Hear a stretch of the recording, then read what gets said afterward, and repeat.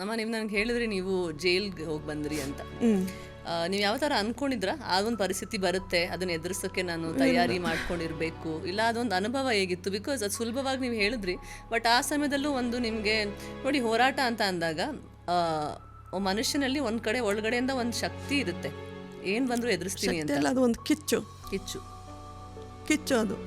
ಯಾಕಂದರೆ ಈ ಸಮಾಜದ ಮೇಲೆ ಇರ್ತಕ್ಕಂಥ ಈ ಸರ್ಕಾರದ ಆಡಳಿತದ ಮೇಲೆ ಇರ್ತಕ್ಕಂಥ ಕಿಚ್ಚು ಅದು.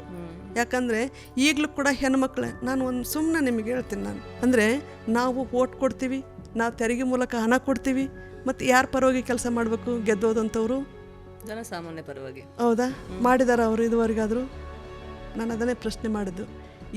ಅರ್ಧದರಷ್ಟು ಹೆಣ್ಮಕ್ಳಿದ್ರೂ ಯಾವ ಸರ್ಕಾರ ಕೂಡ ಹೆಣ್ಮಕ್ಳಿಗಾಗಿ ಬಜೆಟ್ ಮಂಡನೆ ಮಾಡಿಲ್ಲ, ಹೆಣ್ಮಕ್ಳ ಅಭಿವೃದ್ಧಿಗಾಗಿ.